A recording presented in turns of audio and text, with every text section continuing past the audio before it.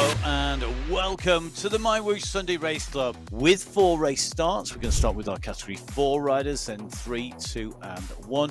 Our riders lined up in yellow, that is our Category 1 riders, in green our Category 2, in blue Category 3 and Category 4 in red. That first climb comes at the 500 metre point into this 45-kilometre course. The pack is stretched already and they are heading round the corner and then the wheels go skywards. This is about making sure you can squeeze on, get right on board. Pavlo Popovic, look at that, no messing about. He's not going to let anybody go clear without him. He's now pushing straight through over the top, keeping that momentum high. They want this racing hard. You've got to keep your eyes open all around at the moment because the pushes and the attacks, well, whether you're getting on the back or going off the front, it just keeps happening. Tresho in Category 4 is on the descent and he's being caught back by Category 3 and Category 4. They've all come together. This is a huge push from Lionel Vujasin to make the juncture here onto the back wheel of the leading 5. He's done it! Absolutely brilliant work from Vujasin and Havo to come through and close that gap down on that descent. 5 becomes 7. Category 1 chasing the leaders in Category 2, and they have the company riders who will benefit from that, who may well become the Category 2 leaders. They're on the left of your screen, right hand side of your screen. The leaders in Category 3 and Category 4 are together. Marcin Trzecinowski, he can see that banner surely by now. He's just in front of him, but look at the kick from Sergio Hoyos. Hoyos is coming. It's going to be about the run to the line. Trzecinowski is going to lead them through. He takes the win.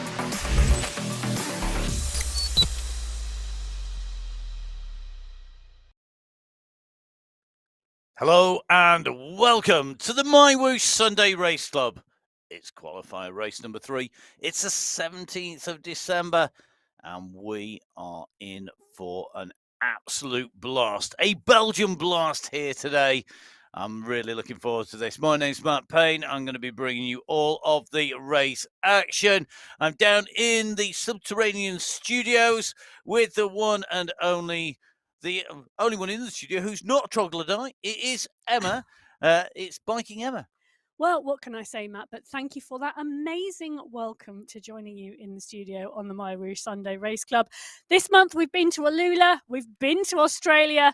Today we head to Belgium. This is one of my favourite race courses. 45 kilometres of racing for the men today, 492 metres of climbing. And while that is not a lot by MyWhoosh Sunday Race Club standards, it is phenomenal race parkour today. So we have 2 sprints along the way, 5 climb segments, but technically 7 climbs on the course because there is one unclassified climb and then there is the climb to the finish. This is a cracker of a course in Belgium and it creates phenomenal racing because we like a brave rider and quite often we see them on this course. Yep, we've got those climbs which are going to break it up. The first climb being the biggest, double stepped climb. The missing climb in the middle, it's kind of the climb with no name. It's actually the Eichenberg Hill before the Eichenberg climb. And that is worthy of categorization, but it's just going to make life even harder. But all of our riders taking on the same course. We have 2 worlds, World 1 with Category 1 and 2 at the top of your screen, World 2 with Categories 3 and 4, and they are the first sets of riders away. We're going to kick off with our Category 4 teams, the Mighty Ducks, Spinergy, the Anzacs, and the Upcycle teams. The Upcycle teams with Schoberg, Zanaska, Lloyd, and Mayard. The Anzacs with Noack, Francis, McMurtry, and Yates. Spinergy represented by Dario Fernati. And the Mighty Ducks, Casagrande, Rooney, and Jacobonis are going to be out there. But of course, we know that when we come into our finals, we'll have even more teams. Our Category 4 riders lined up and all ready to go. What will they do from the start here? 6K, flat as a pancake running. It's going to be interesting to see how they go. Well, they are in the start pen at the moment, and away go. Category 4 on the MyWhoosh Sunday Race Club. They're heading out onto the roads of Belgium. We're in with Mamba at the moment as the pack sweep out of the pen. Now, 38 riders in Category 4 on the start sheets today. 38 riders out of 170 men total across the 4 races today. So 4 separate race starts, 4 separate races, 1 show bringing you all of the action. Now, the action last week and the week before, it was Warren who's taken a win this month. So has Noack. So 2 races, 2 separate winners. Are we going to see a third rider come to the fore, or are we going to see Noack or Warren take a second win this month? Those wins are really important for the prize money, but also in terms of momentum, in terms of feel-good factor, and of course, in terms of putting everybody else under pressure to perform. As we set off, you can already see this group starting to split. Bottom left-hand side of your screen, the satellite navigation view. Our riders represented by a disc. Where we are on screen is where we are dead center on that disc as we approach the 750 meter mark. And at the moment, as you can see already, riders being distanced behind.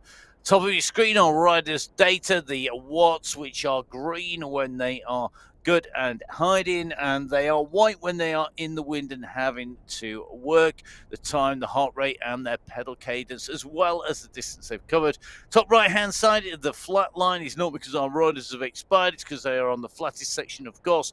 At the moment, that is your elevation, and that will change as we go in towards the Flandrian Hills here in Belgium. Directly below that, you can see the zone that our riders are riding in, and then below, the key part of the data from a racing point of view, where you can see your immediate competitors around you, the time that the riders are riding, the watts per kilo, and the distance, because of course, this being esports and everybody being all over the globe, you can't just look across the side of you in the bunch and see what somebody looks like, whether they are going to be a big sprinter, whether they're going to be a lightweight climber. On esports, you do that by looking at their watts per kilo. That's the power to weight ratio that they're putting down, and you can then compare that to you at various different points in the course. Different countries, different time zones. That's one of the things that always amazes me about the MyWhoosh Sunday Race Club. For us here in the UK, I'm looking at my watch, it's currently 9:42 a.m. Now, across the globe, we've got riders in the US, we've got riders in South Africa, Colombia, the States, New Zealand, Sweden. It is different time zones across the world. We've got riders in the morning, in the afternoon. Some of those riders, it's the wee hours of the night. If you are one of the riders getting up in the middle of the night, 2 a.m., 3 a.m., 4 a.m. to ride the Sunday Race Club, get in touch and let us know. We'd love to have a picture of your setup with the night sky outside to let us know, are you one of those ones who are watching the twinkling stars whilst you race the Sunday Race Club?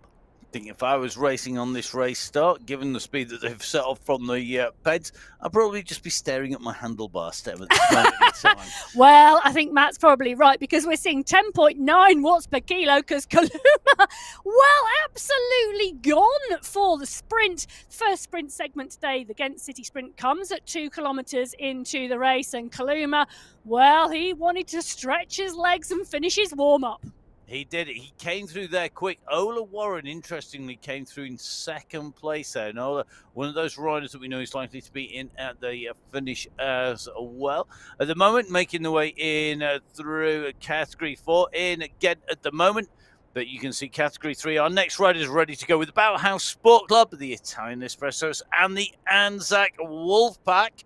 The Anzac's fielding riders across multiple categories here in Category 3. The Anzac Wolfpack with Ben Kirk, Luke Olpert, and Mark Dadson.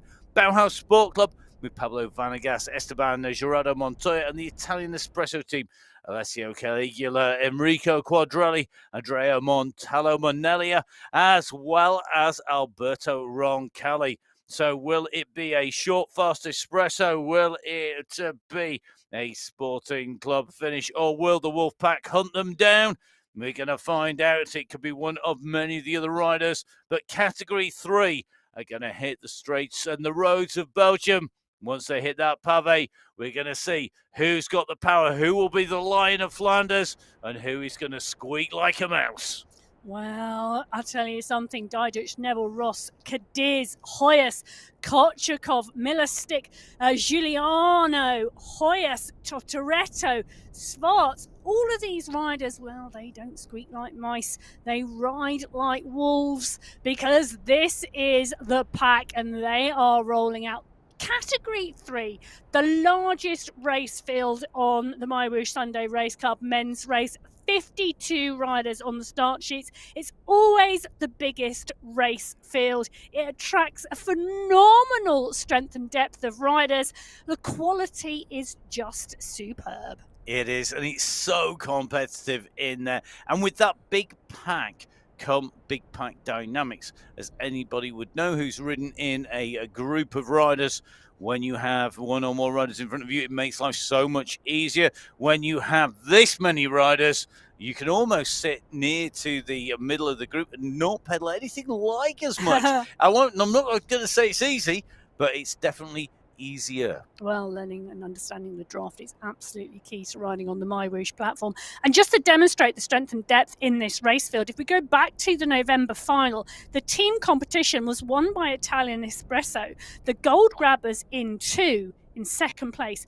5 seconds separating those two teams. And when you bear in mind it's the top 3 riders' time added together to give you the team competition, it just shows you the strength and depth of this race field. So to put that into context, when you add up all of those, the times for our winning team and our second team, Emma, were... The actual times? Yeah. 5 seconds between them. No, the actual time of the race. Oh, now that's asking me a question I don't have an immediate answer to. But being a professor, Emma will no doubt research this and be back with us in a short while. In the meantime, whilst Emma's doing her research here, 5 seconds split across them. I'm going to estimate that the winning time was something in the region of 3 hours and 22 minutes 45 seconds. But I mean, you know, I could be completely out here. We will see, and we'll get us those numbers. 5 seconds separating them, not very much at all. But you've got to remember, this is Sunday Race Club. We have 4 race categories. We have 4 race starts, categories 3 and 4 in the same world, in a parallel world that is identical. Are you ready? Has different riders in. We have categories 1 and 2. I am ready. I'm waiting. At my fingertips, Italian Espresso. Monella took the win in 1 hour 29. And Caligula and Filippo Quadrelli were the other 2 counters in that team. On my times then. 4 hours, 30 minutes and 3 seconds for the Italian Espresso. So hang on. Say that again slowly. 4 hours, 30 minutes and 3 seconds. Okay. Okay. 1st, 4th and 6th counted. Right? Enrico Quadrelli and Alberto Roncalli, the other 2 members of that squad, finished in 30th and 33rd. The gold grabbers, 4 hours, 30 minutes and 8 seconds. Giuliano took 3rd place, Diduch took 5th, Kochkov took 2nd, but Gonsolin took 8th and Bogran took 9th. So overall, 5 riders had a better 5 positions than the Italian Espressos, but it's only the top 3 to count. And that is where those times added together make such a big difference. At the moment, our riders in category 3 just coming through the first of our sprints here. 23 seconds, 0.221. All this talk of minutes and hours, it's seconds that count when you come through the sprint. That sprint really just stretching the riders' legs. It'll eliminate anybody who's not quite switched on, but I think the whole of the bunch are really awake and aware of the danger as they come through. So after 4.5 hours of racing, 5 seconds separated 1st and 2nd place in terms of that team competition. It shows you just how close these riders are capable of racing and how close it is likely to come to the finish. Out of interest, Emma, in the finals, where were we in the finals? Remind me. In the finals, we were in Colombia on the Paso Alto. So that is a dirty, great, horrible climb. But often ends in a sprint. It does. Very interestingly. Because it's not particularly steep. Yes, whereas the climbs here today are steeper. There are more of them. There's so many, in fact, that not all are categorized, because we have the run to the finish and, of course, the Eichenberg Hill that are not categorized. And you could, in theory, split the Cortakia into two, because the second part of it is actually longer than one of the other split sections. And that's really interesting, isn't it? Because we're currently seeing our Category 4 riders on the right-hand side of your screen approaching the polka dot banner, signifying the start of the Courtier. The first climb in Belgium comes at 6 kilometres into this race. It kicks to 17% in the first section of the climb. Matt is right, it is our longest climb at 3.9 kilometres in length. It goes up and then we head down and then we head up again. It's a Category 4 climb. It is the longest. The next longest is 2.2k, which comes much closer to the finish. A lot of these climbs are short. They're sub 2 kilometres, but they're steep and they are continual. And one of the things you've got to watch out for them, you're just watching the riders coming in there. Riders think the climbs go from the banner. They don't necessarily. We had about 200 meters there where we came through the banner before it kicked up. We were actually going down as we came through the banner. And that means you've got to get your timing right. If you just instinctively kick as you hit the banner, you're actually going to get your timing wrong for going up on the hill. At the moment, though, the man who's got the timing right, look at this. Edelson, Phil Hutt, at the moment, are leading them out. Really put the pressure on there. He's put them under pressure. He's started to stretch, but now we're seeing a response and we're seeing a kick. It looks to me like it's going to be Kaluma who's opening up the throttle. I've just seen 7 watts per kilo come from Kaluma. He doesn't want to get caught out here. He wants to get in front. Warren, Largo, Lloyd, Casagrande, Noack, Lodano, Dadson, all in the mix behind. And I'll tell you something, that group watching each other a little bit at the moment. They're not going after him. The most we're seeing is about 4 and a bit watts per kilo in pursuit. He kicked at 7. He's dropping to 5. Who's going to respond? Who is going to twitch first? Because this is partly about conserving your energy. Like a classic that you would see with the early season classics in Flanders, it's about saving as much energy as possible while still remaining in contention. And that's the key part, isn't it? You know, one thing to save energy, because you know you've got multiple efforts coming all the way through the race field, literally right up until the last moment, because the Patenberg climb comes at 42.9 kilometres into this 45-kilometre race. But you have still got to be in contention. Yep. And that is where it's brinkmanship. It's about who blinks first. It's about who puts that effort in, where you race, how smart you race. Are you sat behind your mirror shades watching everybody with beady hawk-like eyes? Or are you just putting it all out there early on and everybody's then going to wipe the floor with you later because they could read every move you made? It takes a brave man to go early on this course with so many climbs, but Kleingard doing the business chasing down. But Kaluma there, the man who put his nose up, he put his head above the parapet. He said, yep, I'm going to go on here and I'm going to push. Now it's going to be Casagrande and Phil. So Adilson, Casagrande, Phil leading out. Stephen Mulligan in second. Joy Kaluma was in third, drops to fourth. Francis moves up. Largo moves up. And now another kick as we go on to the steeper part of the first section of this climb. The group has split in two. Yeah. There are 2 major groups on the road, and you can see the gap in between them at the moment. It could come back together again, though, as they come around this right-hand bend. But I think there's going to be a number of riders that are going to be in trouble if they're not careful. Over the top of part 1, there is the chance to regroup. You can see that top right-hand side of your screen. You go over part 1, you drop. There is then a plateau, and then you drop again before you hit part 2. That plateau section is where, if you are off the back, you really have to motor, but that can put you in trouble in part 2. Category 4 underway. Category 3, they're well on the way out. They're not far off the base of the climb. Category 2, going to be our next riders to set off in those green jerseys. They're going to be the riders on course. Some brilliant teams in here in Category 2. You can see Ruben Dont, one of our fast sprinters, in there. But our teams are going to be the Beast Mode, powered by Rhodes, with Conrad Friedrich. We've got the Hitmen, Cam Winfield, Olivier Simmons, and Henry Ace. You got Team Tapas with Carsten Mayer, Nicholas Van Harem. Don't forget, of course, the UAE Falcons, Zayed Hamdan, Ahmed Al-Tanaji, and Hassan Al-Ramethri representing the Falcons, and the Hubbards team with Fendrick, Oya, and Kirchner. All strong riders. We're in to the final few seconds. Well, we are indeed, and Ruben Dont is sat in there with the pack. Away they go. This is category 2.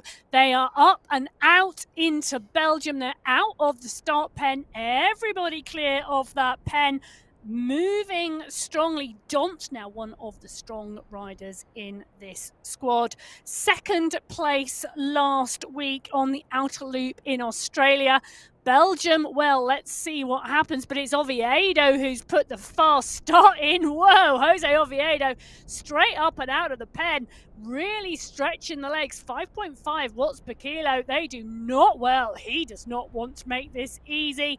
Absolutely stretching this pack fast and furious. Fendrix, Quintero, Simeons, Winfield, all in the pack behind. They're not going to let him go. They are pulling it back in, and it's the young rider Cam Winfield who's stretching his legs and leading the pack back to Oviedo.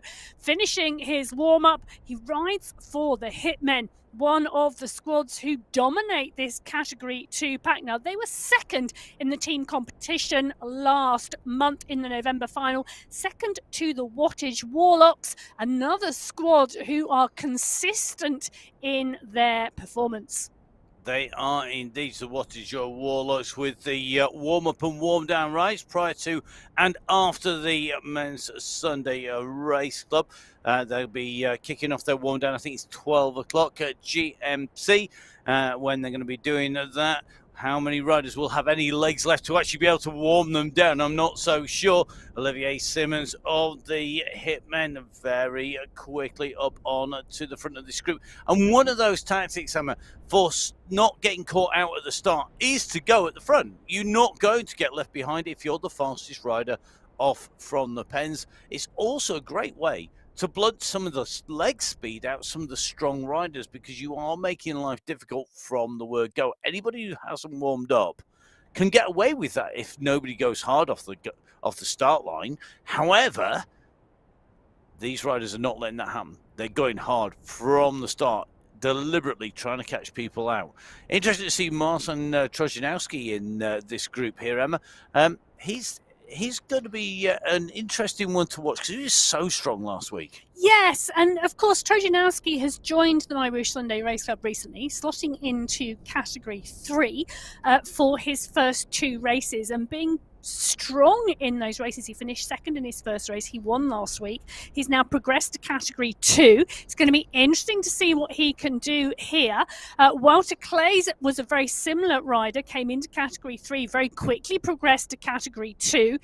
Strong rider as well. So good to see these new riders joining, and they're not obviously the only 2 new riders joining. We're seeing regularly now riders coming into the Sunday Race Club, and if you want to be one of those new riders in the new year, get on the MyWhoosh website, mywhoosh.com, head over to the events page and click on the link for the Sunday Race Club. You can find all the documents you need there in terms of verification to get on the start line, the rules, the regulations, the technical guide. Everything is there that you need. Get yourself ready to roll in the new year and come and join us on the Sunday Race Club in January. Definitely, and don't forget, make sure you watch lots of the videos back. Ruben Dont just going through very quickly. Not the fastest, though. Walter Clay's the fastest rider through the sprint there as they make their way in and through the start line. Looks like the 36 riders who have been through so far in category 2. Remember, of course, right hand side of your screen you can see that we have our category 1 and 2 in this race field. So at the moment these riders are leading the race field out there on the right hand side of your screen. The second part of this world, because we have categories 1 and 2 in the same world, are our category 1 riders. And we have yet again the incredibly strong teams in. The Belgian Waffles represented by Jason Osborne, the Olympic medalist. We've got the Coalition Alpha Jaw team. They're back with a bang. David Talbot, Lionel Justin, Michael Kaminsky, and Ollie Jones 1-2 last week. We've got Jody Yockums of the MyWhoosh squad on board.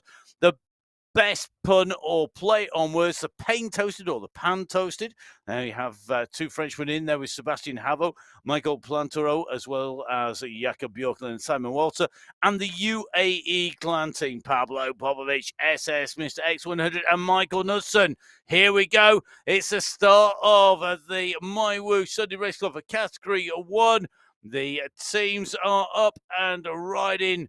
Will it be the clan team who can take this out? Will we see the coalition squad winding this up and taking everybody out and away? At the moment, we've got a kilometre zero attack. We've got to move on the front here because this is not taking it easy from the start. Who is going down the road?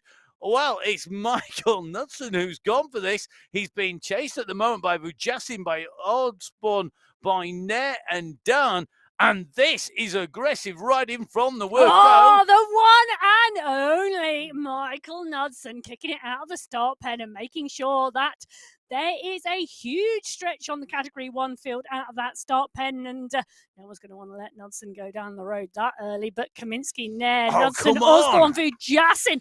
Vujasin had a phenomenal race in Australia last week and took the win from Kaminsky. Teammates taking 1 and 2. Paradians is here, Bjorklund is here, Fawcett is here, Van Diemen is here, Carradine, Dawn. This is going to be a cracker. It is, and the pressure is on. This could split in the first few kilometres at the moment. Look at the stringing out of this group. We often see the bunch riding down here. 5, 6, 7 across, super close. The front of this is an arrowhead. It is an express train going out of the station. It's like a drag strip at the moment when your drag car starts straight off. That acceleration in the first few 100 meters has extended into the first kilometer or so. And at the moment, there's going to be a lot of people going, what on earth has just happened? I'll tell you what's happened. No one wants to let anybody go at this stage. I mean, a big kudos to anybody trying to go at that stage in the race. But I tell you something, they will have done some massive damage to the legs, and that's going to take some recovery. Well, I tell you something, they've woken people up. Oh my goodness, have they ever? I tell you something, if you were not on the ball at the start there, you would have had an incredible job to get on. Don't get me wrong, these are the best riders there. And do you know what? So they're not making it easy. There's been another move go on the front. Who's gone this time? Oh, I love it. I love it. I love it. If you've not had your coffee and your baguette this morning, you're going to be caught wasted at the moment because it's Knudsen who's gone again. 7.8 watts per kilo coming into the sprint. Osborne is doing the marking. So is Kaminsky and Nair, Don and Popovic. They are all there. This is fast and furious from the gun. It is, and I'll tell you something, there's only so many times that they're going to want to pull back moves like this. If we see attack after attack through here, and Hassan Sultan, he's going through that sprint with Zach Nair. I wonder, is anybody going to push this in and through? I think that was Pino who took the fastest time through there. It is indeed. So Pino's got the fastest time, but Sultan has continued over the top a little bit further. Now comes the pack. Are we going to see a counter attack? There's not time to draw breath in this Category 1 race start. Pino takes the fastest time in the sprint. Sultan van Els, Bjorklund, Mr. X100, Zapata, Plantero, Jacobs and Jochems. The riders in the single digits have 1 to 9. However, you can see that the pressure has been on from the start. There's a lot of very high heart rates already. I tell you, you can tell from those heart rates who's been out front and who's been sitting in the pack and taking the tow and keeping their powder dry. Who needs to keep their powder dry within the first 3 kilometres? It's phenomenal. 2 groups now in this Category 1 race. Within 3 kilometres, the pack is split. So the first of the selections has been made by the incredible attacks that have been coming on the way through.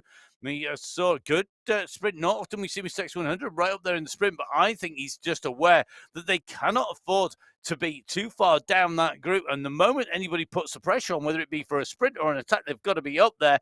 Category 1 in Ghent City, on the way, heading out. Remember, it's 6K to the first climb. Right-hand side, onto the quarter gear, onto the very first of our climb. Category 2, hit that climb, but Category 1 are not relenting in this pace. I wonder whether they've got a favourite out of the back, and they are wanting now to keep them out the back and out of the way. We're just seeing a slight easing in pace here, Emma. And by slight, I mean, I'm still seeing some 60s in there. A slight easing in pace. It is. Come on average, this is about 4 watts per kilo, which for these riders, and in fact, just dropping to about 3.5 on average, for these riders, that is easing. True. That is easing. It is compared to the 7 they went out at. It is indeed easing for these riders, and you can tell that from Van Diemen's heart rate at the moment, low and steady. But not one of the riders who's put his nose out in the wind at the moment, but Osborne, Ratto, Fawcett, Sultan, Popovic, Daan, Van Elst, all making the break at the moment. But fancy talking about a break, only 3.8 kilometres into this race in Belgium. Bearing in mind, the first 6 kilometres are flat. They're flat, but my goodness, I'm just watching the satellite navigation view, left-hand side of the screen here. The distance between this pack and the chasers it's not increasing that much at the moment. That means it's a determined chase behind, and that also means that somebody's given it a lot of effort to try and come back into the pack at this stage. This group leading out, going round the side of Ghent City at the moment.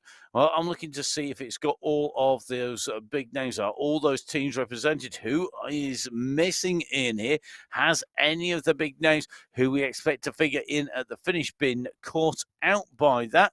And we'll no doubt find out when we run in towards the finish. But this is going to be very, very tough today, because we've seen already the attacks go. We're at 4.4 kilometers. Don't forget that we will hit the climb at 6 kilometers. 6 kilometers is when we hit the base of the Cortiquet, and the first 200 meters or so are not uphill. It kicks. After that, it kicks in 2 stages. Part 1 is longer. Part 2 comes on top after a descent that will turn those legs to jelly in between if our riders are not on top of the gear and not on a good day. It's then a long run down past the Thistlehoven Moorland Sprint.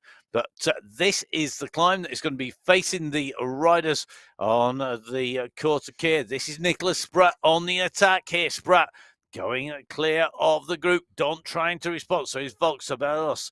I would go, as well as Simmons, Winfield, Graves. They're all in pursuit. And I tell you something, Nicholas Spratt has kicked it to a really good time here. He's brought Don out of the group. Graves is going to come over the top. Can they start to just stretch this group? It's fractured. We've got lots of riders behind you. You can see that on the bottom left-hand side of your screen. However, this is not a select enough group yet, but we are only on climb number 1, and we have a long, long way to go. Well, let's remind ourselves, 42 riders started on the start sheets today in Category 2, and they are spread all over this climb at the moment. This is the first climb. This is the Cortiquet climb, included for the first time in the Tour of Flanders in 1988, and it is spreading here. Some of these riders wouldn't have been born in 1988. I can remember the race in 1988. That's quite worrying, isn't it? On a very dodgy video, VHS scan tape from Belgium. I'm not sure you should own up to that. Oh, it was great. It was great. You couldn't understand a word they were saying, but the action was superb. And I'll tell you something, the action today is astounding. We have seen some really aggressive racing already. Category 4, the furthest down the road of all the riders. They're at 16.1k. That means that they are through the Thistlehoven Moorland Sprint, through the Windmill Sprint, heading in towards the Valkenburg. Category 1, though, they're coming up to the base of climb number 1, the Cortiquet. 2 stages on the way up to the top of the Cortiquet. Some very steep gradients. The maximum gradient here, Emma, is brutal, isn't it? It is indeed. It goes up to 17% on the Cortiquet, and that is towards the end of the first section of climb. So really, really steep start to the climbing on this course in Belgium. And a lot of it is very, very technical climbing as well. Yep, by technical, we don't mean that you're going to go fall off into the ditch. No, or I that you don't need mean to find gravel the pave. step-ups or No. big rocks. No, you don't have to find the smooth cobbled line. You don't have to climb on the gutter or dodge the barriers. This is about making sure that you get the pace right over the changes in gradient, because that is what can do the damage. This is climb number 1. Who has got the power to hold in with this group? Who is going to be found wanting? We're already seeing riders going off the back of this pack as they've hit the climb. Saeed Safrazad nicely tucked in the front. He's currently taking some draft at nearly, well, it's just gone over 400 watts, 404 on his way up here. And at the moment, he's just sitting in the middle of the pack. That doesn't take him to the front, and it shows you just how hard this is. We're on this long straight section. It starts to bend and twist and turn as we get up towards the top as that gradient increases. But at the moment, we're still coming through town. And as you can see, this group really starting to put the power down.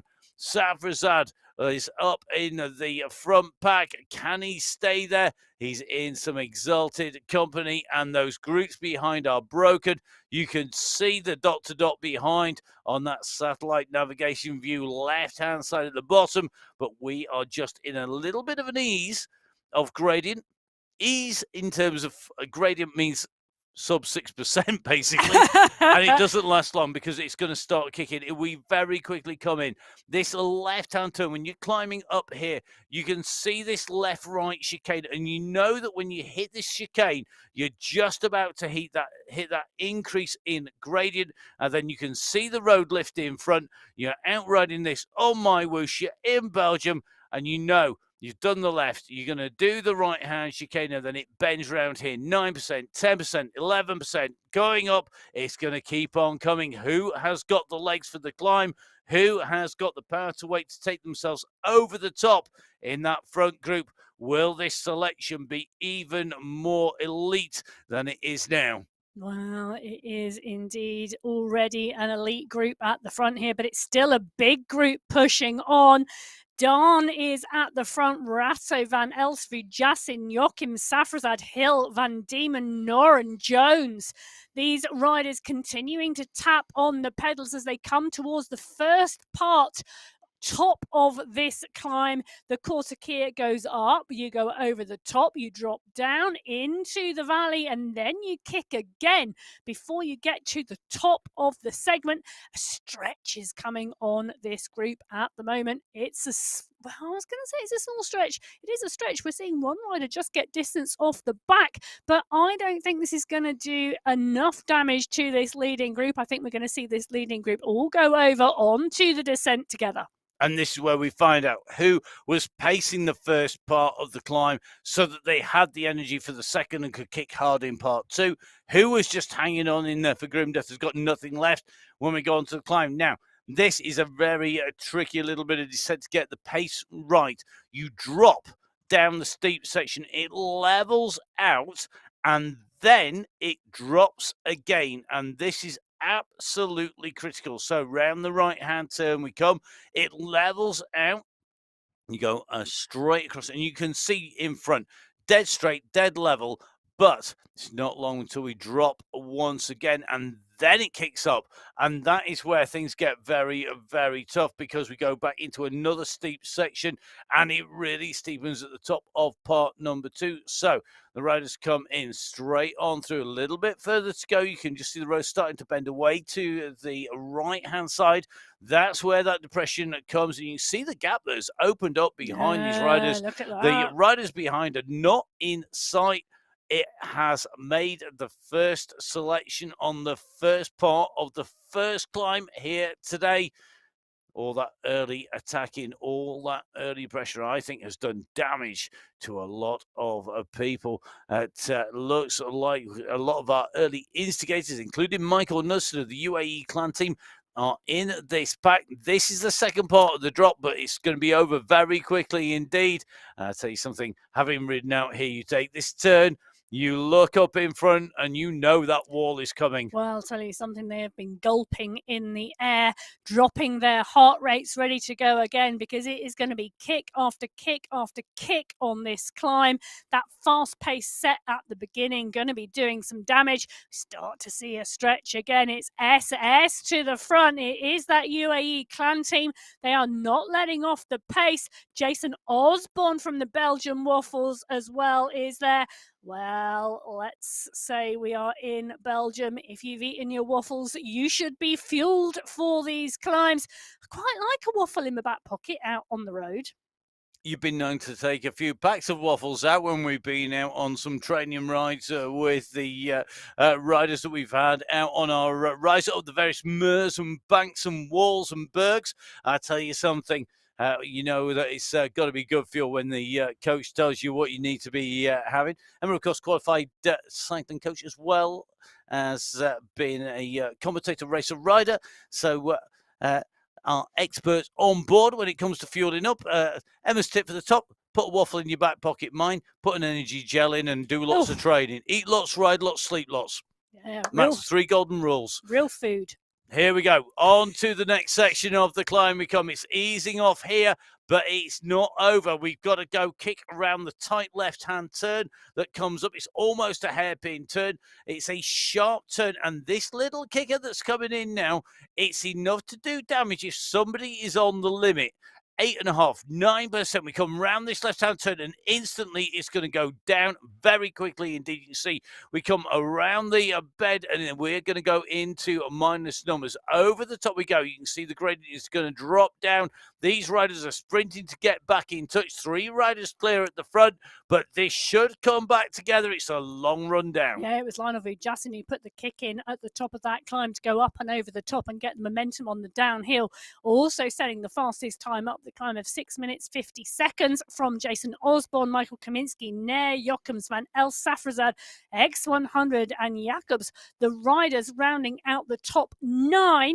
In 10th place, it was Pim van Diemen. That whole group together, 15 riders in that category 1 leading group going over the top. 3 riders just pushing on clear. The rest catch back up.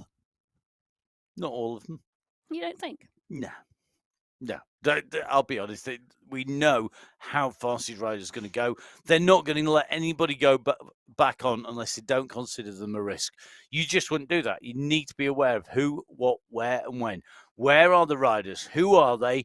And when do you need to push? At what point do you need to keep them distance? At the moment, this group has come down.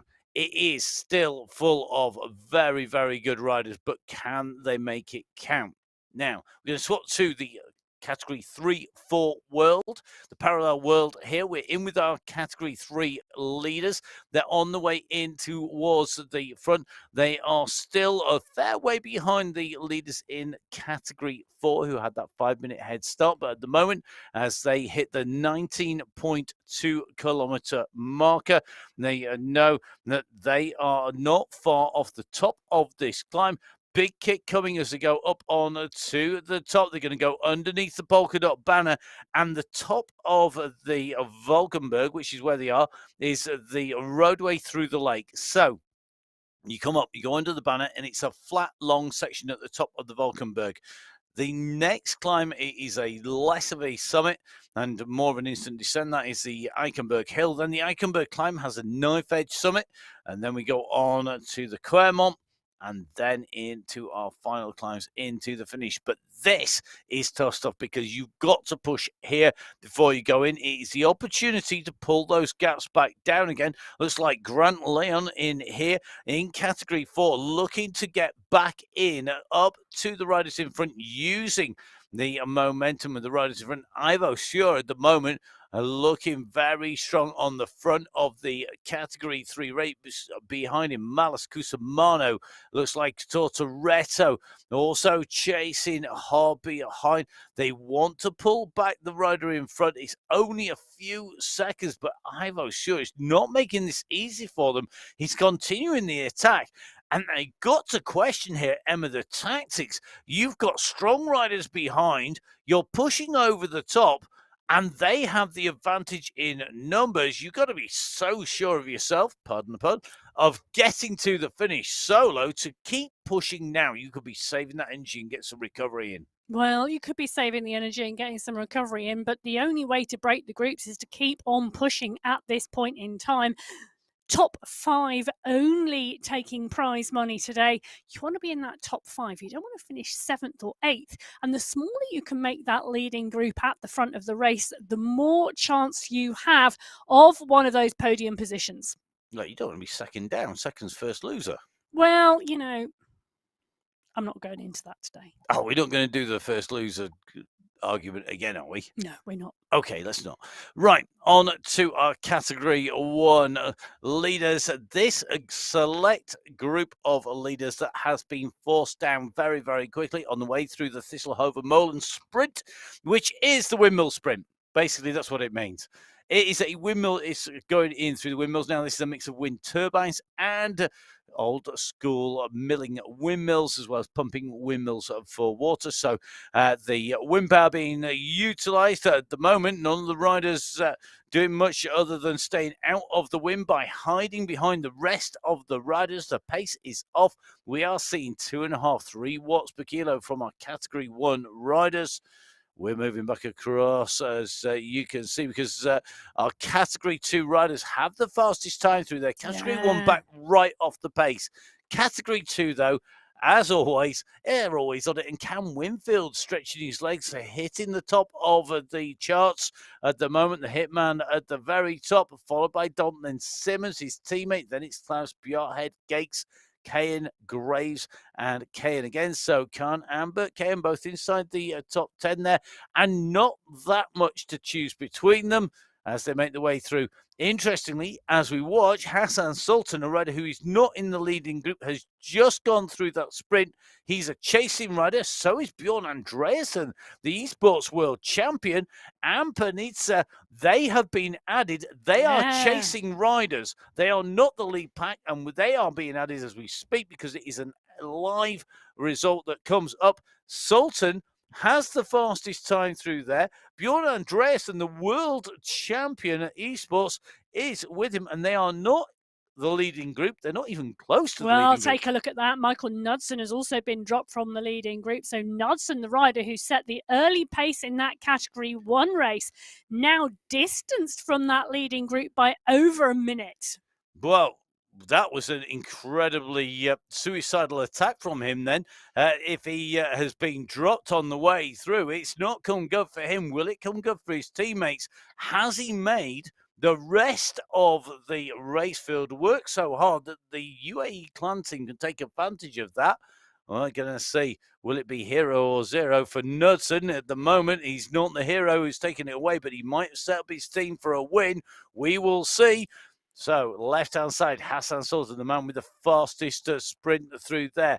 A select chasing group there of Panizza, Andreasen, and Sultan. The world champ sitting, chasing, but chasing this group. These are your leaders. Interesting to see Ross Fawcett right up there. Ross was out meeting some esports riders out in real life, some of the MyWhoosh gang, and in real life, in the outdoors, actually meeting up, saying hello and getting pictures taken together. Today he's out and racing against them, and he's looking like he's on some good form. He's in with this group after all the battles so far. Well, for me, this type of course suits Ross Fawcett. You know, we know he's a phenomenal sprinter. He's and he's absolutely, that is his skill set. And this type of course with the short, sharp climbs, really does suit him. It does. And I think when we get to our next climb, we're going to see who has got that recovery. And this is a long run down. So we finish at the Kortekeer at 9.9K. We're going to run down the start of the Valkenburg, comes in at 18.3K. And that is where Marcin Trojanowski is on his way at the moment. Trojanowski moving up from 4 to 3. Well, he's at it again. He's on the attack, and he's on his way underneath the banner at the moment. He's being chased by a big pack, though. These are the riders immediately behind him. He has pushed through. It's only a matter of a few seconds at the moment. Can they pull him back on the climb? They're on to the Valkenburg. We saw category 3 and 4 going over there with that flat top to it. Troshanowski's kicked take early. a look at this. He's gone hard. First time in category 2. He's progressed from winning category 3, and he is up at the front. He is indeed up at the front. He's on his way. He's moving. The pack behind are coming. It's going to be really interesting. Can they pull him down? Can they pull him back? The maximum time gap was 11 seconds on his way into the base of the climb. It's down to 9. Simmons, the hitman, has got Graves for company, Klaus for company, Don, Bjarhead, Spina, Van Haren. But it's a big pack. Will Troshanowski be able to stay clear? I don't think he will. This group, they know what they're doing in this category. Meanwhile, in category 1, Mr. X100 has decided, do you know what? The UAE clan team today, they've got ants in their pants. They've got itchy feet. They're not. What has happened with the UAE clan team? All of a sudden, we see Michael Nussen go on the attack from kilometre 0. Now we're seeing aggressive attacks coming through. We've not yet hit the climb. Do you know what? And I tell you what, they're on it again. They've had their ready break. Oh, now you're showing your age. They've got a red glow around them, and we all know that red stripes on a car equals go faster stripes. They've had their go faster fuel today, and X100 is the rider pushing on from the UAE clan team. It was Michael Knudsen, his teammate, who did all the work early on, really going from the gun out the start pen today. X100 continuing that pressure on this lead group in the Category 1 race. Safrazad Paradians, Bjorklund, Kaminsky, Darn, all riders now chasing. They are 6 seconds back. But really interesting, when you think Villamer made the junction, he's come across. Behind, they are not chasing as hard here. They are still up 4 watts per kilo or so. And you look at that and you think, do you know what? They've got a bit of a gap here. Can they get a move? Yeah, Mr. X100. Now, that that's really easy to do. When you're on the bike, just to the left of the rider names, that big table down the right-hand side, just to the left of there is a little emoticon. You can go on there, you click it, you pull whatever you want. In this case, do turnabout. It's your turn. Let's take turn and turnabout. Let's get a move on. Let's work together. If you can work together, you're really going to push. You're going to make life difficult. But it's not happening. It's not happening. Mayer has not come through to take his turn, as he does now as they coming into the climb. But very, very quickly, X100 back up and over the top, because Mayer's pace is not as hard as he wants it to be. No, and he's going to want to keep this on. I think he wants to push this at about 5.5 watts per kilo all the way into the Well, we climb. know that's his steady pace. Yeah, and that's what I think he wants. He wants to push at that all the way to the climb. What he doesn't want to do is come in slow and then it explode on the slopes again. He wants to keep that pace hard on the way in, and that will suit him. Vidal also doing the same here, and they are working well. That gap opened up very quickly to 13 seconds between Mr. X100 and Vidal and the group behind them. The 2 riders on the front, they are continuing here.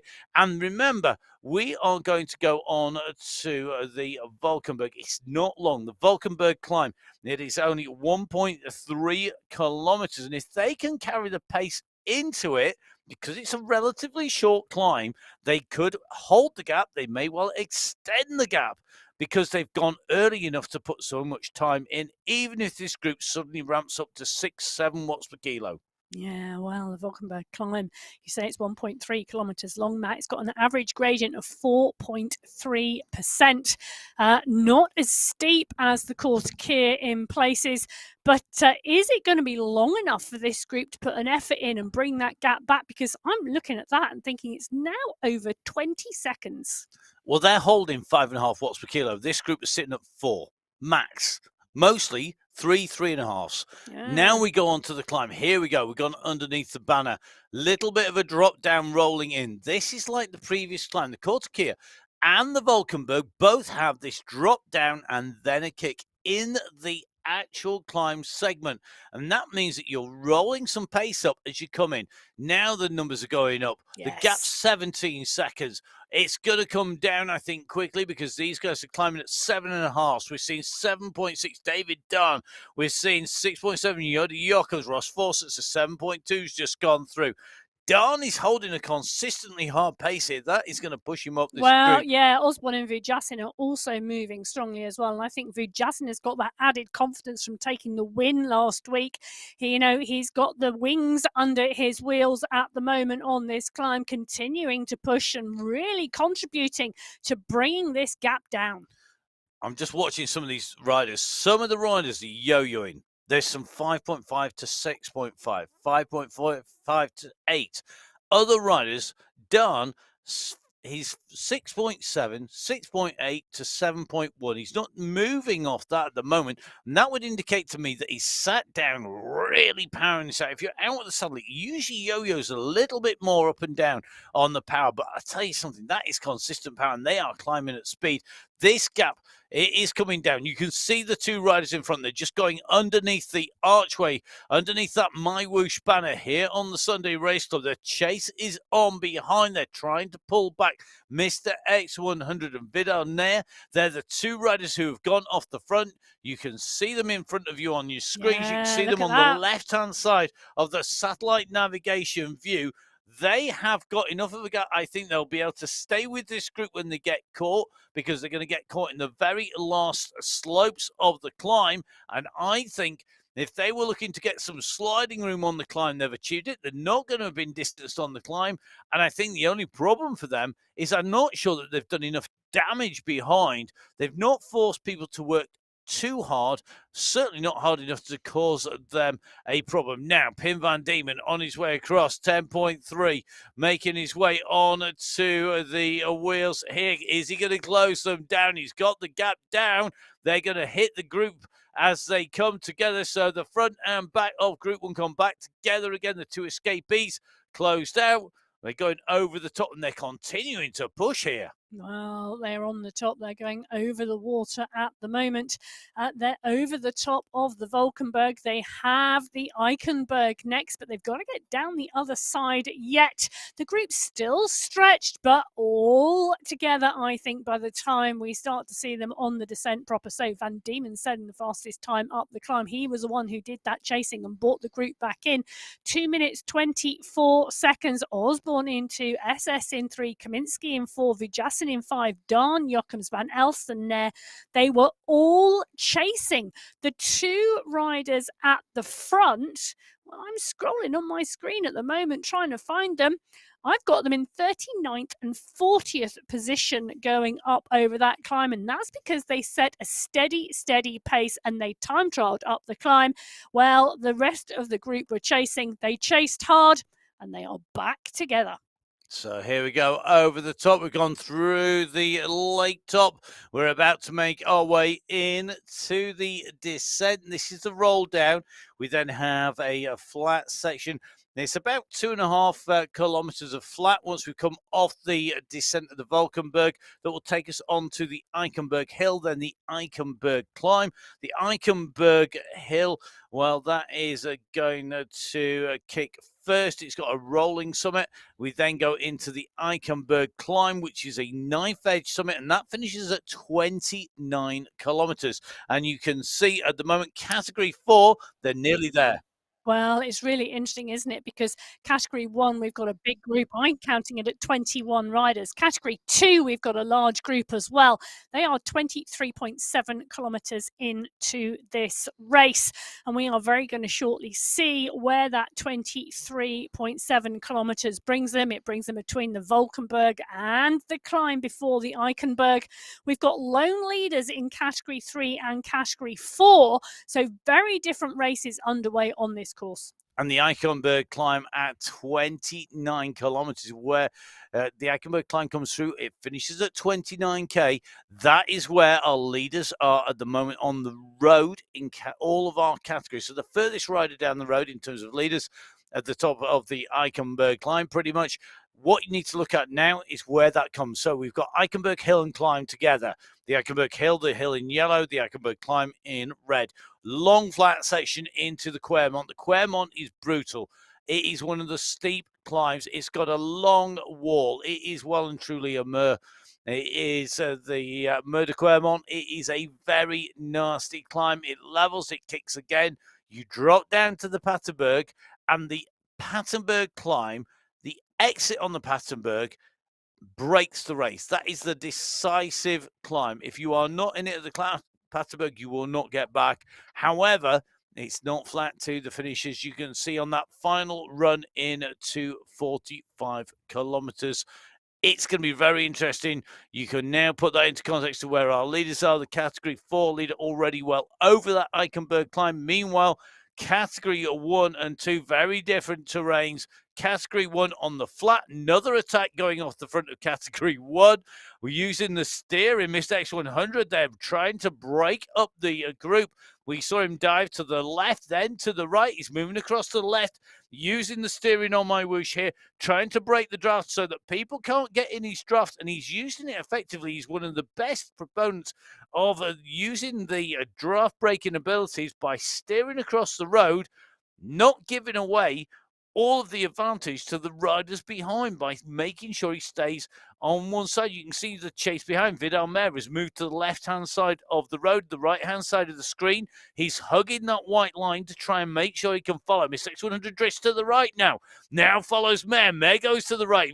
And Miss X100 moved to the left. You can see Mer here trying to track the back wheel of Mr. X100. Vujasin takes the tight line on the inside. You can just leave them diving to the right, steering across proper Belgium, gutter racing it here on the MyWhoosh Sunday Race Club as Vujasin. He's on the right of the white line. He's on that smooth section as the leaders move to the left. He's exposed to the wind. He's going to go back across. They're using the steering to try and stay in the draft, but I think Vujasin knows that they're coming up behind. Look at them. To the left, to the right, to the left, to the right. It is steering-tastic at the moment. Emma does the conga around the studio here. You can see Miss X100, his leg action is all about going forwards, because I tell you something, that is how you break that draft. That was great use of the steering tactics there. He wants to try and go clear solo. He wants to break clear.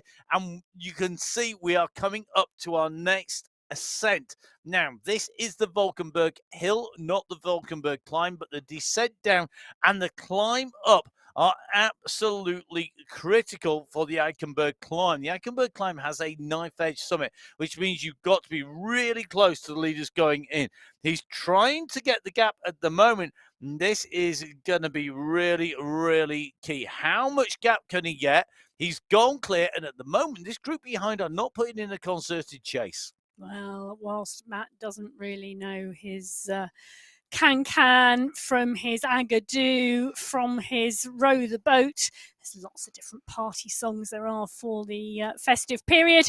Dan Popovic, Vujasin Noren, they are all in this leading group. Yeah, but there's one man who's making everybody dance to his tune, and that is Mr. X100.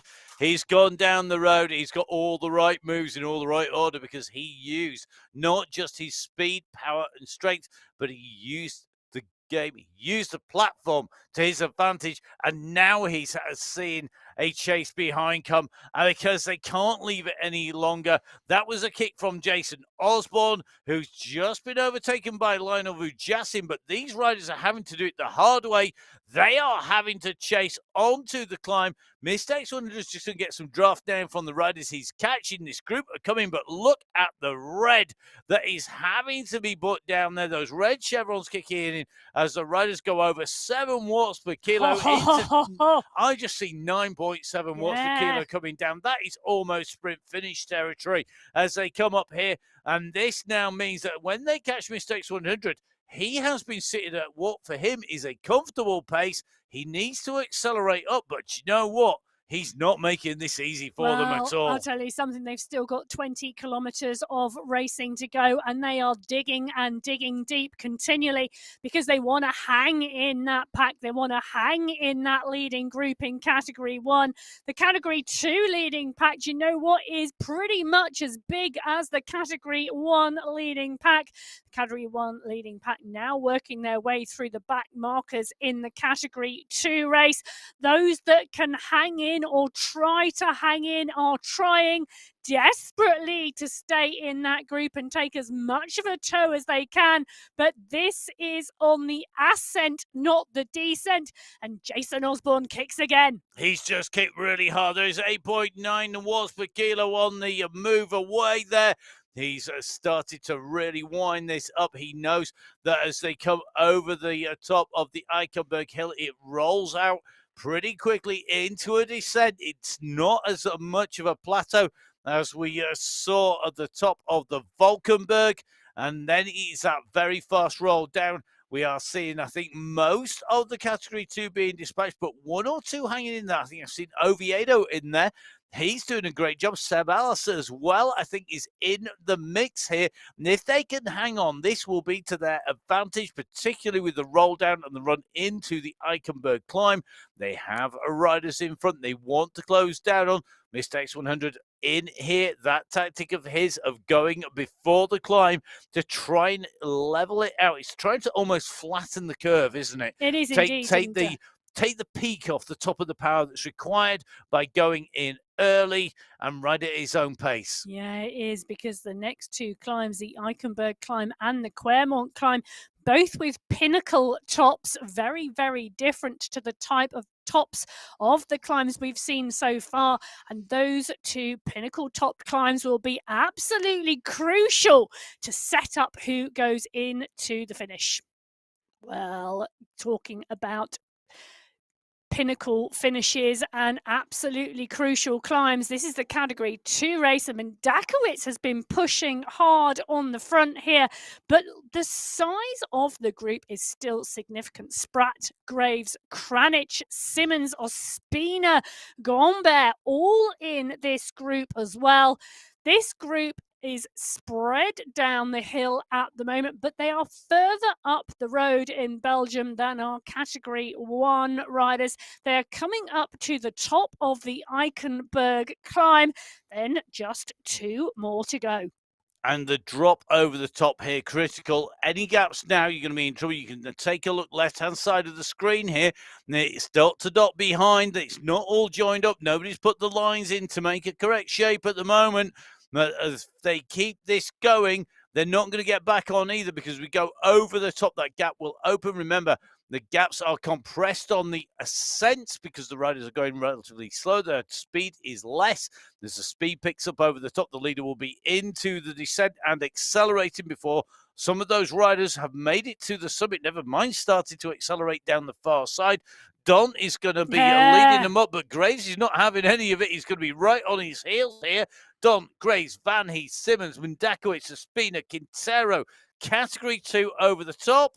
Let's see if they can keep that pace rolling. How many will manage to make contact? Well, the pace is rolling in Category 2, and well, from my mind, they're looking to see whether they can break that group and stretch any gaps that might be forming. On the left-hand side of your screen, though, it is Category 1, and they are going into the base of the Eichenberg climb. Now, this is the base of the climb we have just seen the Category 2 riders go over the top of. The Eichenberg climb, the 1.6 kilometers of climbing, is what separates these two race category leads at the moment, as our Category 1 riders come up onto a small group of backmarking Category 2 riders. Van Diemen, X100, Kaminsky, Nair, Fawcett, Safrazad, Jacobs are all in this group. Still a large group of Category 1 riders, Matt. It is, and I am wondering what's going to happen here to riders like Mr. X100 and to a degree Vidal Mayer, who haven't got that same kit and have been using the run in before to get a gap. They've not managed to do it this time because it's so fast from the Eichenberg Hill to the climb. The front of this is exploding. It's really winding up to 8-9 watts per kilo, and I think this could put those riders, unless they saved enough energy on the previous hills, those riders who wanted that little bit of sliding room, this could be a climb too far. Well, there's no sliding room here for anybody. If you slide off this group at the moment, you are out the back of this race. So Vujasin continues to push on. Noren is there, as well as Osborne and Safradad. Now, Johan Noren going well this month as well, on some really good form. Fourth in Qualifier 1. Absolutely great climber. We know he can climb really well. Kaminsky as well is a strong climber too. Those riders still in the mix here. Jason Osborne working hard at the front. Noren, Vujasin, Jones, Van Diemen, Safradad. Hill is still in here as well. And at the moment, it is strung out. We are approaching the summit. We're going to go around this right-hand bend. The riders will see that polka dot arch that signifies the top of the climb. We've got 5 riders together, then a little bit of a gap back to Jacobs. I think it is behind Jones. Hill, Plantero is also going to be in trouble if he doesn't make the junction. The riders scrambling to get on board now. They know they've got to be on the wheels. The moment this goes downhill, that gap will open up and they will be left chasing. But there is a long way between the Eichenberg climb and the Quermont climb. We're talking about 6 or 7 kilometers of flatlands, and it's not particularly hilly. This is going to be tough stuff. But if you're in the lead group, you're in the biggest pack, you're going to have the chance. Over the top we go. Well, they're working to get onto the back of that group, because at one point I thought we were going to see 5 riders go clear, but that is no longer 5 riders. They have closed that gap down and squeezed onto the back, making it a much bigger group. We have dropped riders up that climb, but we have not dropped as many as we could have. Not by any stretch of the imagination there. I mean, Sam Hill taking top spot there. He is coming for me. He's a rider who really is progressing, isn't he? We saw that last week. Yeah, we did indeed. A recent recruit to the MyWhoosh Sunday Race Club, riding really strongly today. 3 minutes and 3 seconds, saying the fastest time up the Eichenberg climb, just 0.035 of a second in front of Vujasin, Noren, Osborne, Kaminsky, Van Diemen, Safrazad, Popovic, Jones and Nair rounding out the top 10. So the top of the Eichenberg climb ascended by the leaders. The descent is done and dusted as well. All of our leading groups clear of the Eichenberg climb. The initial climb's done and dusted. This is the longest flat stretch after the initial 6K start.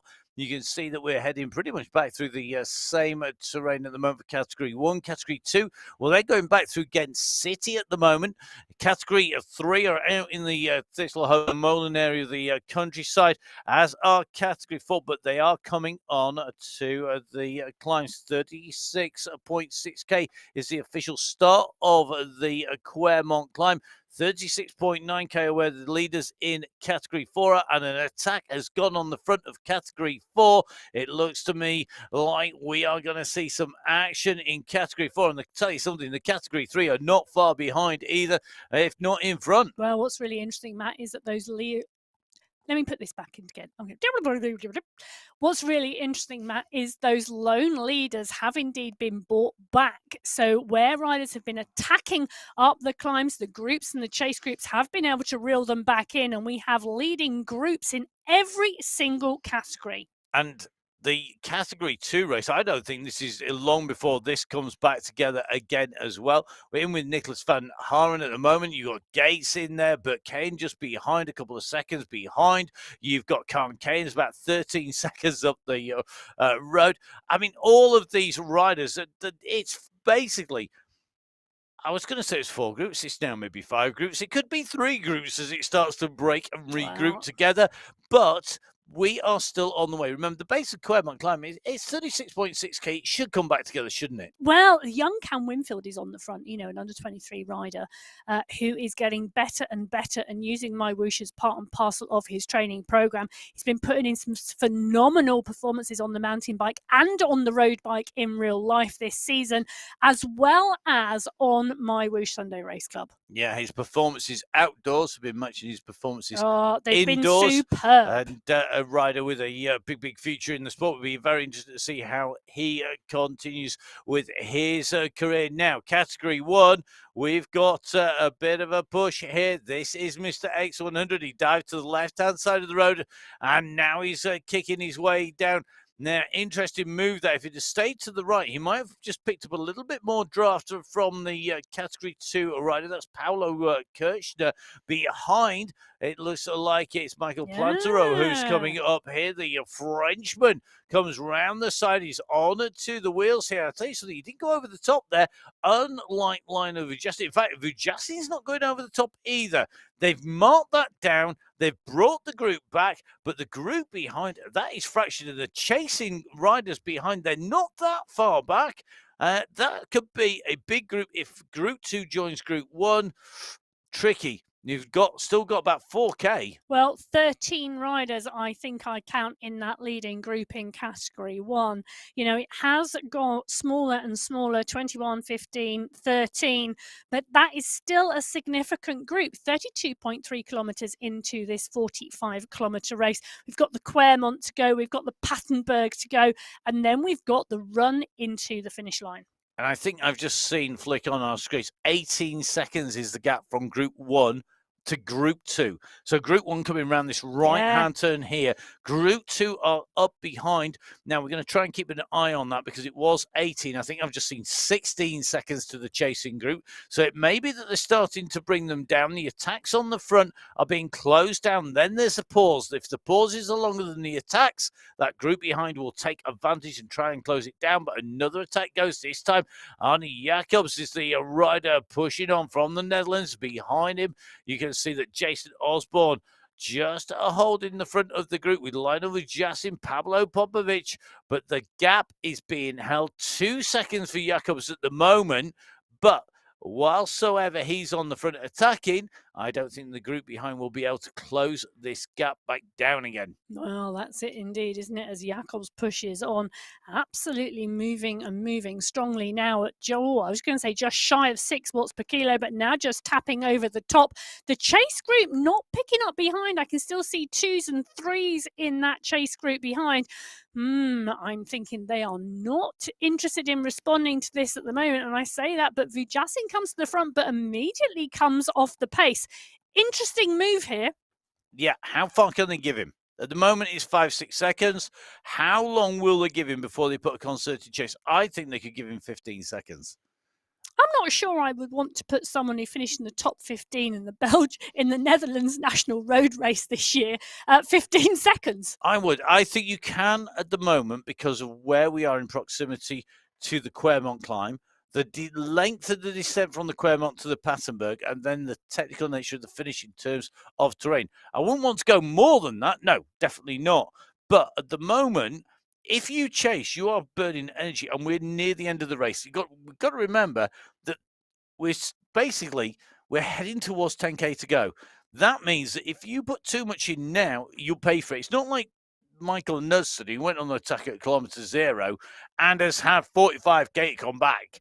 It's not going to happen. You really have to push hard now, but you push too hard, you'll have nothing at the finishing line.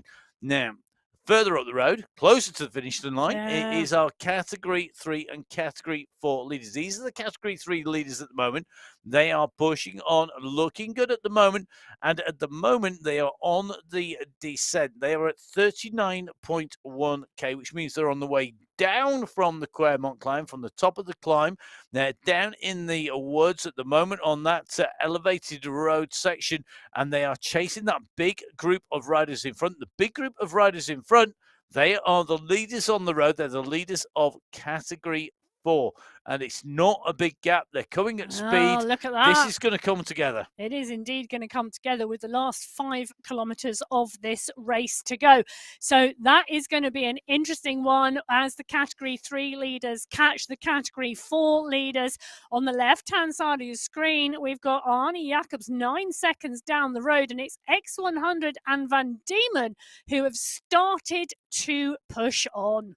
and they're all over the road. You can see when these riders dive from right to left that they're trying to break the draft effect. They've got to push on, though, because behind you've got Osborne, Kirchner, Kaminsky coming. Here they come. The train has caught them up. It is up on to their heels now. Now let's see what that gap is going to be. Jacobs, remember that was hovering around about the 5-6 second mark. It's gone up to 8 seconds. That's surely not going to be enough because the riders are coming and they're coming at pace. They're on the way. This is a little step up that takes them on the way in towards the Qualifier. Still about a kilometre or so to go to the main part of the climb. Meanwhile, categories 3 and 4, category 3 still haven't made the junction here, Emma. It's almost like they've backed off a little bit and want to catch them at the right point. Well, that for me would be absolutely crucial because there are 14 riders in that leading group in category 4. There are 11 riders, I think, in this leading group in category 3. For want of a better term, that's going to be a mess. You're going to have the category 4 riders wanting to jump in with the category 3 riders. You're going to have the category 3 riders wanting to get past. It's going to be an absolute bun fight for a food term. We know everybody is into their desserts. A bun fight is absolutely online with that. But for me, this is key. This timing is key. They're at 40.8 kilometres into this race. The Patenberg doesn't come till 42.9k. If I was these category 3 riders, I would be wanting the catch to be made much closer to the Patenberg than they are at the moment. I think that choice is going to be taken out of the hands. We'll come back to those riders in category 3 and 4 in a minute. At the moment, Arnie Jacobs has got an 11-second gap to Mr. X100, 13 seconds to Lionel Vujasin and the bunch. Mr. X100 continuing in pursuit at 6.5 watts per kilo. He should be closing down on Jacobs, but Jacobs is starting to see some of the riders. Peter Volk, the rider who's trying to come across here. You could well see Volk and Jacobs working together. This is Mr. X100. He's currently in no man's land between the group of riders behind and the rider in front. And I think he's getting himself some sliding room again here. I agree. Because this really is a push on to get some space. He knows that it's going to go explosive on the climb. He's getting the gap to stay clear of the shrapnel and the fallout. Well, this is about knowing your own skills, knowing your own strengths, and knowing how you race best. This is about following your race tactics to get your best finish, regardless of what is happening around you. The only ride you can control is yours, and X100 is absolutely showing us that he knows his own strengths and how to race best. I tell you who has been riding to his strengths and has been looking very, very calculating. Lionel Vujasin. This is a man who would desperately love a win. I'm not sure he'd give his little finger for it, but I'll tell you something. He did win last week. Yeah, not in Belgium, no. Well, that's true. And we know how gutted he was in his run in. We talked to lots of our riders on MyWhoosh. Please do get in touch with that biking Emma at Matt Fix the Pain. Really critical. We love to hear from you. Let's see if we can get in touch. Emma, go on. Sorry. Well, I was only going to say, Matt, Vujasin did indeed win last week. But if you remember the first time we were in Belgium back in September, it was a Knudsen-Vujasin sprint. Yep. And Knudsen took it from Vujasin that time. Knudsen played really early today and he's now out the back of the group. Does Vujasin now think, well, it might be opening up for me today? Well, Lionel Vujasin, I think his face probably did reflect Wout van Aert's sort of second place to Mathieu van der Poel. We've now got Mathieu van der Poel out with back problems, a.k.a. Michael Knudsen. Is it going to be his time to shine? Is he going to be able to do it? At the moment, they are closing down on Jacobs and on Mr. X100. X100 at 3 seconds. You can just see the riders diving off to the side of the road there to get a little bit of a gap. Michael Kaminsky going left as breaking the draft. He's going to try. Look at that. He just moves across to get a little bit of draft from Mr. X100, but the group are behind him. Mr. X100 absorbed within this group. This is the run up to awards the top of this section Oh, of they're gonna the get Quermont. It's going to get close. It is going to be close completely because Jacobs, I think, is going to get pulled back in now, and it's Kaminsky doing the pushing with Safrazad. Noran Osborne is in there as well. The next riders up the road are the Category 2 riders. Well, the yellow train is coming, and that train is absolutely motoring its way around Belgium today. So left-hand side of your screen, the leaders in Category 1, right-hand side, you can see that the Category 3 and 4 came together. The Category 3 riders have opened up the gap. They are making the way up. They're at the top of the Paterberg at the moment of 43.2k. They're about to hit the 43.3 as they go underneath the banner. They now have a long stretch along the flat in through the Citadel, and then there is a sweeping climb up into the finish. They're going to stay clear of the riders behind at the moment. So the race is unfolding. Categories 3 and 4 on the right of your screen, 1 and 2 on the left of your screen. Some of our Category 2 riders already being caught by Category 1, the select group of Category 1 leaders. Well, it's been narrowed down, but at the moment, they are not yet at the point where anybody has completely broken. They're making their way up the Quermont. Meanwhile, over the top of the Paterberg on the right-hand side of your screen, you can see it's Milostovic, Malus, Cusimano, and Diduch in Category 3. You've got Ola Warren from Category 4. Tucked right in there as well. And I'll tell you something, he's not far off the back of this group. He can make his way back in. We're on the right-hand run round. We're at 43.8k. We've only got just over 1 kilometre to go. We're going to go under the portcullis. It continues straight on. Then we take the turns that will bring us into the finish. This is going to be at least 4 riders in the sprint. I think it's going to be 6 up in the sprint because Ola Warren has to push here. He is the first of the Category 4 riders in the polka dot. Here he comes. He's just going to make contact. He's got the red cap and the polka dot skin suit. He's up with them. He's trying to keep Kevin Horsley off his back wheel. Horsley's at 6 seconds, and he doesn't have the advantage of having made contact with this group. He's got his own group behind him as a move goes from Milostovic now. So Milostovic goes up the right-hand bend. It's then going to be a left-hand turn into the finish. Can he hold them off? Well, he's pushing hard. He's pushing strong. Diduch is there as well.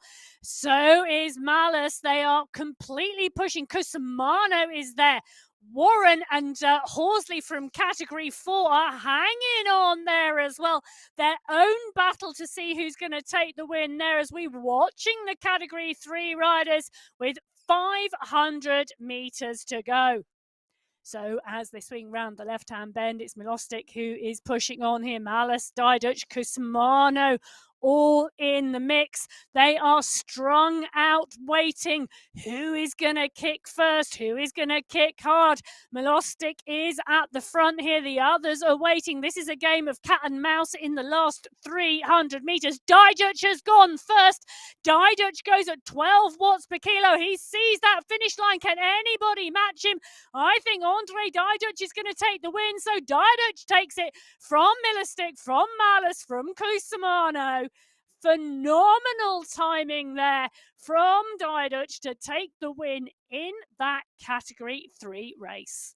What a great rider there. So Diduch taking it from Milostovic, Malus, Cusimano, then Monella in the Category 3 race. Category 4 race, Ola Warren, I think going to get that. Emma's quickly scrolling through the screens trying to get the confirmation for our Category 4 riders as well. Meanwhile, Phil Graves and Olivier Simmons, the hitman, looking to take this out. You can just see the riders on the way through. So Simmons of the hitman in the Sprat is also in the mix. Kranich in the Dons. The Category 2 group on the way through the tunnels.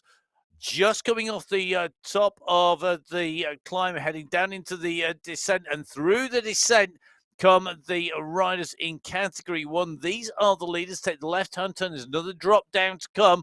It is currently your leading group of riders. It is a huge group. This is going to come down to the Paterberg, the ascent out of those tunnels. and coming up on to the ramparts, on to the Citadel walls, and then that final run for the line. Who has saved the most energy? Who will get the timing right? We saw that on the run for the finish. Didish getting the timing perfect. I thought it was too late, but he got the timing spot on. He came over the top. It wasn't about kicking first, it was about kicking at the right time, and that has to be emulated by the riders in category 1 and 2 because they're big groups, both groups, and at the moment they are going to be separated by what is going to be 500 meters on the road. Wow, 500 meters on the road between the leading groups in these two final race categories to finish. They've still got 2 kilometers to go in that category 2 race. They are absolutely pushing on Dont, Van Hees, Simmons, Ospina, Spratt, Graves, Mendakowitz. They are all still in the mix as they go up the Patenberg. Now, the Patenberg climb, I love the Patenberg climb, built by one of the farmers in the 1980s because the Tour of Flanders didn't go through his land. Well, he corrected that by building and putting this climb in place. And our riders on the MyWhoosh Sunday Race Club are in Belgium and they are going up the Patenberg.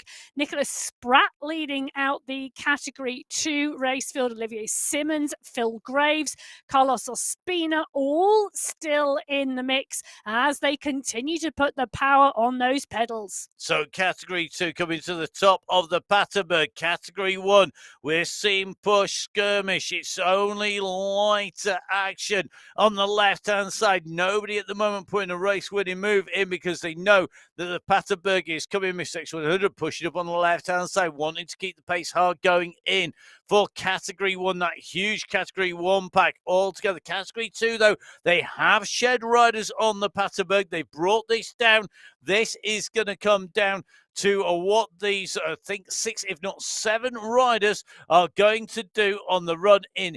It's flat. It takes the right-hand turn, then it climbs up on that sweeping left, and then you've got to run through the porticos in towards the archway. Timing is everything here. Category 2 should hit the finish just before our Category 1 gets to the top of the Patenberg. Category 1 hit the bottom of the Patenberg. Watch for the action.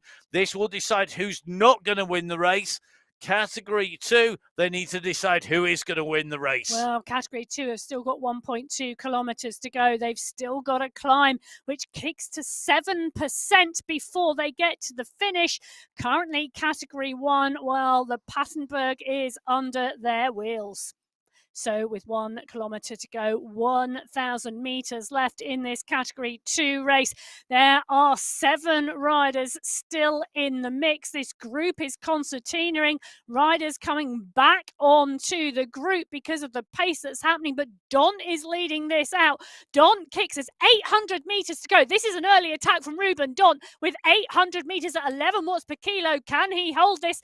Phil Graves, Ospina, Mendakowitz all lining up behind. Are they saving their effort? Mendakowitz is looking as though he's trying to go as well, but 600 meters to go. Dont still trying to hold on, and he's gone early into this climb, trying to kick into the climb. Dont continues to push. Mendakowitz now unleashing his sprint and his effort, but Van Hees as well as Ospina and Simmons, Graves and Spratt all now trying to fight for the top 5 places.